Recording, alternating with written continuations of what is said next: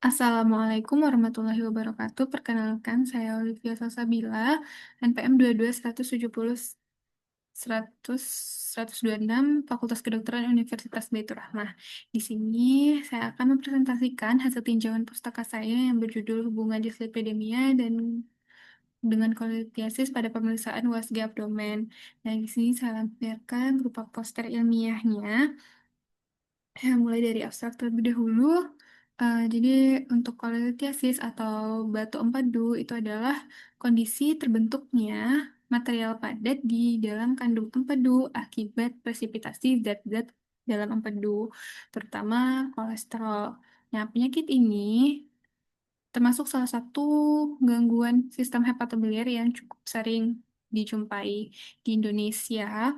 Kasus kolelithiasis itu terus meningkat, cuma memang data lokal yang mengeksplorasi faktor risikonya masih terbatas. Salah satu faktor risiko yang patut diperhatikan adalah dislipidemia, yang dimana dislipidemia ini juga ikut meningkat ya dari data di Reskesdas tahun 2018. Nah, nah dislipidemia ini yaitu kelainan kadar lipid dalam darah. Ketidakseimbangan ini uh, nggak hanya lagi meningkatkan resiko penyakit kardiovaskular, tapi juga diduga kuat berkontribusi terhadap uh, proses pembentukan batu empedu.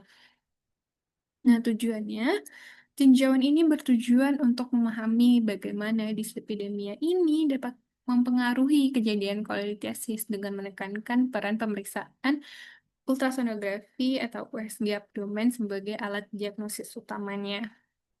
Dislipidemia ini melibatkan abnormalitas dari kadar kolesterol total, HDL, LDL, dan juga trigliserida. Di mana untuk klasifikasi kadar lipid plasmanya, pertama mulai dari LDL terlebih dahulu, kapan dia dikatakan optimal ketika dia kurang dari 100 mg per desiliter, dan kapan dia dikatakan tinggi itu di angka 160 sampai 189 mg per desiliter. Data ini saya ambil dari eh, dari Perkeni tahun 2021. Lalu untuk kolesterol HDL sendiri, kapan dia dikatakan tinggi itu lebih dari 60 mg per desiliter. Nah, kalau kurang dari 40 dia termasuk rendah, tapi yang jadi faktor pada profil lipid HDL ini malah yang ketika HDL-nya ikutan rendah. Lalu untuk trigliserida, trigliserida kalau kurang dari 150 itu dikatakan normal, dan juga kapan dia dikatakan tinggi itu ketika di angka 200 sampai 499 mg per desiliter. Dan untuk kolesterol total itu kurang dari 200 itu dikatakan normal, dan kapan dia dikatakan tinggi itu lebih dari 240 mg per desiliter dengan borderline berada di angka 200 sampai 239. Di sini saya menyajikan diagram alur ya mengenai patogenesis untuk faktor risiko dislipidemia ini dengan polylitiasis.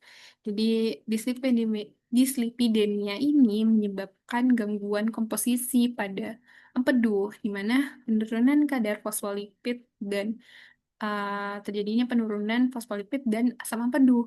Nah, dua komponen ini yang mempertahankan kolesterol di dalam keadaan larut malah menyebabkan uh, kejenuhan kolesterol dalam empedu.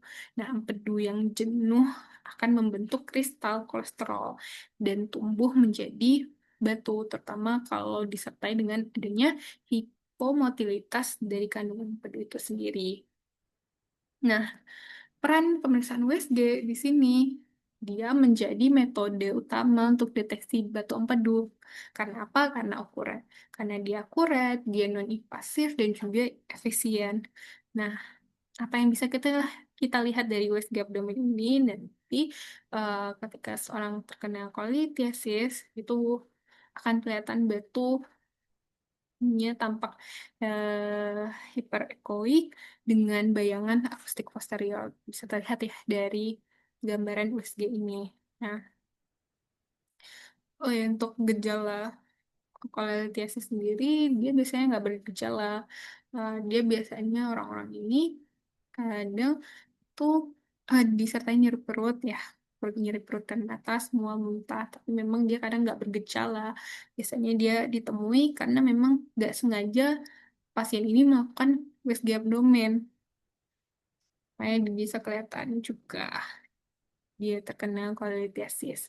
Nah, untuk kesimpulannya sendiri, dislipidemia ini meningkatkan resiko kolelitiasis melalui gangguan keseimbangan empedu dan dapat dideteksi dini dengan melalui evaluasi profil lipid dan juga USG abdomen. Sekian presentasi poster ilmiah saya hari ini. Mohon maaf apabila ada kesalahan ataupun kekurangan. Wassalamualaikum warahmatullahi wabarakatuh.